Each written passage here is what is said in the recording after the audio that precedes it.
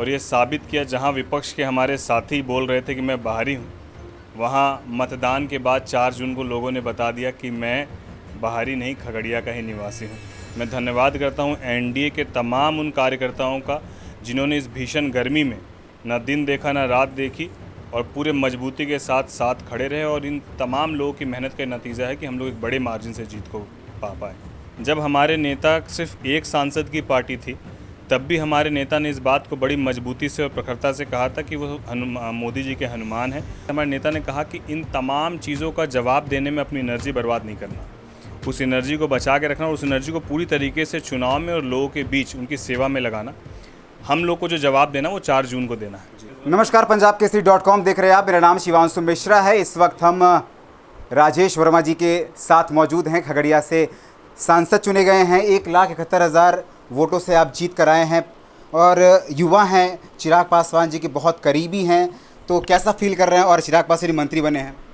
नहीं, मैं सबसे पहले हमारे राष्ट्र अध्यक्ष चिराग पासवान जी का धन्यवाद देता हूं कि उन्होंने मुझे मौका दिया, और उसके बाद मैं खगड़िया लोकसभा की तमाम जनता को, जिन्होंने अपना स्पष्ट बहुमत देकर और ये साबित किया, जहां विपक्ष के हमारे साथी बोल रहे थे कि मैं बाहरी हूं, वहां मतदान के बाद 4 जून को लोगों ने बता दिया कि मैं बाहरी नहीं, खगड़िया का ही निवासी हूं। तो मैं इसके लिए सभी खगड़िया वासियों का धन्यवाद करता हूं। मैं धन्यवाद करता हूं एनडीए के तमाम उन कार्यकर्ताओं का जिन्होंने इस भीषण गर्मी में न दिन देखा न रात देखी और पूरे मजबूती के साथ साथ खड़े रहे, और इन तमाम लोगों की मेहनत का नतीजा है कि हम लोग एक बड़े मार्जिन से जीत को पा पाए। मोदी के हनुमान कहे जाते हैं आपके नेता, और चिराग पासवान जो है लगातार इस चुनाव में देखा एग्रेसिव मोड में नज़र आ रहे थे और कह रहे थे कि जो 5 सीट है वो पूरा क्लीन स्वीप करेंगे, और वैसा ही हुआ। तो जो बिहार में इस वक्त 5 के 5 सीट लोजपा रामविलास ने जीता है, जिसकी वजह से केंद्र सरकार को पावर मिला, उसके बारे में क्या कहेंगे? नहीं, देखिए, हमारे नेता शुरू दिन से, ये तो आज जब वो जीतने के बाद की बात आप पूछ रहे हैं, जब हमारे नेता सिर्फ एक सांसद की पार्टी थी, तब भी हमारे नेता ने इस बात को बड़ी मजबूती से और प्रखरता से कहा था कि वो मोदी जी के हनुमान हैं, और वो लॉयल्टी आज तक उन्होंने बना के रखी जब वो 5 सांसद जीत कर आए तब भी। तो इसमें कोई दो मत नहीं है। और अभी भी जब सरकार का गठन होना था, जब नेता चुनना था संसद का, तो बिना शर्त के हमारे नेता ने आदरणीय हमारे प्रधानमंत्री जी को जो है समर्थन देने का काम किया, बिना किसी शर्त और बिना किसी भी तरह के कमिटमेंट का। तो हम लोग की लॉयल्टी और हमारे पार्टी के नेता की लॉयल्टी हमारे यशस्वी प्रधानमंत्री जी के साथ तब भी 100% थी, आज भी है। और ये इसीलिए है क्योंकि हमारे प्रधानमंत्री जी ने ये सिद्ध करके दिखाया पिछले 10 सालों में, जो विश्वास उन्होंने जन जन के अंदर जगाया है, जिस तरीके से आखिरी व्यक्ति जिसको हम लोग समझते हैं समाज का, उस व्यक्ति तक यदि सीधा लाभ पहुंच पाया है तो वो इस सरकार में पहुंच पाया है। एक क्यूरियोसिटी है बिहार के लोगों में और देश भर के लोगों में। चिराग पासवान ने जब कल शपथ लिया तो ये लोग कह रहे थे कि मंत्रालय कौन सा मिलेगा। आपको क्या लगता है कि क्या अटकलें हैं, क्या अंदर की बातें क्या हैं कि मंत्रालय कौन सा मिल सकता है उनको? देखिए, ये विशेषाधिकार पूरी तरीके से हमारे प्रधानमंत्री जी का है, और मैं पहले भी बोल चाहूँ कि हमारे नेता ने कोई शर्त, किसी तरह की कोई कमिटमेंट या कोई भी बिना किसी शर्त के उन्होंने समर्थन दिया है। और जो विशेषाधिकार हमारे प्रधानमंत्री जी का, तो जो उनका निर्णय होगा उस सबको हम लोग स्वीकार करने के लिए तैयार हैं, और उसके साथ हमारे प्रधानमंत्री जी के अध्यक्षता में हम लोग काम करने के लिए तत्पर हैं। पशुपति पारस चिराग पासवान के चाचा जी, उनसे कोई बात हुई क्या? उनका आशीर्वाद लिया उन्होंने? उनका कॉल आया कुछ ऐसा? नहीं, मुझे लगता है कि अगर मुझे इस बारे में जानकारी नहीं कि हमारे नेता की मुलाकात हुई है कि नहीं हुई है, और अगर मुलाकात होगी तो हमारे नेता का वो जेस्चर है, वो हमेशा झुककर प्रणाम करने पर विश्वास रखते हैं, सम्मान देने पर विश्वास रखते हैं, पहले भी दिया है। तो मुझे लगता है इसमें कहीं कोई कुरेद की बात ही नहीं, कोई सोचने इफ़ एंड बट वाली कोई जगह ही नहीं है। आपका चेहरा भी थोड़ा बहुत चिराग पासवान जी से मिलता है, तो क्या उनका स्टाइल कॉपी किए पॉलिटिक्स में आने के बाद, या फिर नेचुरल है ये? नहीं, हम लोग जैसे पहले थे वैसे अभी है, हाँ। लेकिन हमारे नेता के कार्यशैली को देखकर हम लोग बिल्कुल प्रयास करते हैं कि उनकी कार्यशैली जैसी है वैसी कार्यशैली हम लोग रख पाने में हम लोग सफल रहें।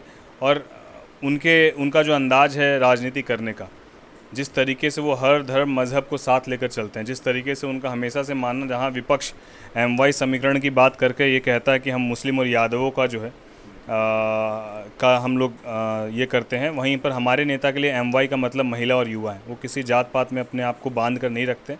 तो मुझे लगता है कि यही कारण रहा कि हमारी 5 सीट ना केवल जीती है, बल्कि एक बड़ी मार्जिन से 5 के 5 हमारे जो सांसद हैं वो जीत कर आए हैं। तो ये कहीं ना कहीं उनकी लोकप्रियता है और उनका जो सोच है बिहार को लेकर, बिहार फर्स्ट, बिहारी फर्स्ट जो उनका विज़न था, जो उन्होंने लॉन्च किए थे, तमाम चीज़ें हैं जो हमारे नेता को बाकी लोगों से अलग दिखाती है। लोकप्रियता तो है वास्तव में चिराग पासवान की। हमने रैलियों में उनके देखा है कि जब चिराग पासवान का हेलीकॉप्टर उतरता था, जिस तरह का हुजूम लोगों के अंदर, वो कहीं ना कहीं वो भी तो आप लोगों को मोटिवेट करता ही होगा। नहीं, बेशक ये तो गर्व की बात है कि हमारे नेता को ना केवल बिहार बल्कि यूपी और अगल बगल के राज्यों में भी, झारखंड, यूपी, सभी जगहों से उनकी डिमांड थी कि वो ज़्यादा से ज़्यादा रैलियाँ वहाँ कर करें, लेकिन समय सीमा का अभाव था और अपने बिहार में ही बहुत रैलियाँ करनी थी। उनको खुद 5-5 उनकी सीट थी, वहाँ पर उनको कार्यक्रम देना था। तो इसमें कोई दो मत नहीं कि हमारे नेता की लोकप्रियता इसीलिए है क्योंकि उनके राजनीति करने का अंदाज़ वो अलग है। युवाओं के प्रति जो उनका रुझान है वो उनको इसीलिए अलग राजनीति करने का अंदाज़ होने के कारण उनका युवाओं का भी जो रुझान है उनके प्रति बहुत ज़्यादा है। रिजल्ट से पहले तेजस्वी यादव ने चिराग पासवान को लेकर, जब मीडिया ने सवाल पूछा कि तेजस्वी यादव जो है वो ज़्यादा उभर कर सामने आ रहे हैं, तो तेजस्वी यादव का एक बयान आया था कि हाजीपुर से वो प्रचंड बहुमत से हार रहे हैं, लेकिन हाजीपुर में उल्टा हुआ, प्रचंड बहुमत से वो जीत कर आए। उस पर क्या कहेंगे आप? तेजस्वी यादव पर क्या कहेंगे? देखिए, हमारे नेता हम लोग को भी बड़ा मोटिवेट करते हुए एक बात बहुत खूबसूरती से बताते हैं, क्योंकि जब हम भी चुनाव लड़ रहे थे तो बहुत सारी अटकलें आ रही थी, परेशानी आ रही थी, तो एक बड़े भाई की भूमिका में वो हम लोग को हमेशा समझाते हैं। तो उनकी एक बात बहुत अच्छी मुझे लगती है, मुझे लगता है हर नौजवान साथियों को, युवाओं को उस बात को मानकर चलना चाहिए। जब मैं भी चुनाव लड़ रहा था तो लोग कह रहे थे कि भैया बाहरी है, फिर बोले व्यापारी है, फिर बोले अपराधी है, फिर अन्य अन्य तरह की बातें चल रही थी। तो उस वक्त हमारे नेता ने जो बात मुझे कही वो बात मुझे आज तक याद है। हमारे नेता ने कहा कि इन तमाम चीज़ों का जवाब देने में अपनी एनर्जी बर्बाद नहीं करना, उस एनर्जी को बचा के रखना और उस एनर्जी को पूरी तरीके से चुनाव में और लोगों के बीच उनकी सेवा में लगाना। हम लोग को जो जवाब देना वो 4 जून को देना है। तो जो हमारे विपक्ष के बड़े भाई हैं तेजस्वी यादव जी, उन्होंने जो हमारे नेता को कहा कि वो चुनाव हार रहे हैं, बड़ी मार्जिन से हार रहे हैं, हमारे नेता ने कोई जवाब नहीं दिया। जवाब सबको 4 जून को मिल गया कि ना नेता हमारे जीते बल्कि एक बड़ी मार्जिन से जीते, और ना केवल हमारे नेता अकेले जीते, हमारी 5 की 5 सीटें जीत के 100% स्ट्राइक रेट के साथ हम लोग बिहार में मजबूती से हैं। और अब हमारे नेता केंद्र में भी मजबूती से बिहार को प्राथमिकता देते हुए वो काम करते रहेंगे। नीतीश कुमार, चिराग पासवान, जो तमाम जो एनडीए के नेता हैं, जो घटक दल हैं, वो अब एनडीए के साथ हैं। तो लेकिन बिहार का इसमें मुख्य भूमिका है। नीतीश कुमार भी कह रहे थे कि बिहार के लिए जो बचा हुआ काम है वो हो जाएगा। तो क्या लगता है कि अब इस बार की सरकार में बिहार कितना विकास करेगा और केंद्र क्या क्या गिफ्ट देने वाली है बिहार?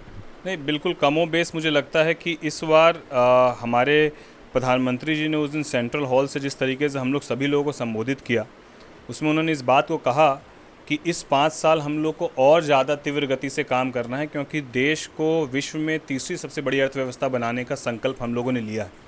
तो मुझे लगता है कि यदि हम लोग अर्थव्यवस्था के मामले में यदि हम लोग मजबूत होते हैं तो स्वाभाविक सी बात है, जहां आर्थिक रूप से लोग मजबूत होंगे वहां पर डेवलपमेंट ज़्यादा होगा ही होगा। तो हमारा देश यदि आर्थिक रूप से मजबूत होगा तो स्वाभाविक सी बात है कि डेवलपमेंट भी आगे होगा और उसमें बिहार की भूमिका भी अहम होगी।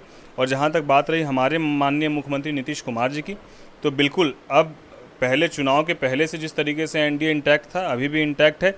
और अब तो जदयू कोटे से भी 3-3 मंत्री जो है वो बिहार को मिले हैं। तो मुझे लगता है कि बिहार में अब लोजपा, जदयू, हम पार्टी, बीजेपी सबके मंत्री बनकर आ रहे हैं। तो विशेष रूप से बिहार को प्राथमिकताएं तो काम में मिलेंगी ही, और साथ साथ देश भी प्रगति के पथ पर आगे बढ़ेगा।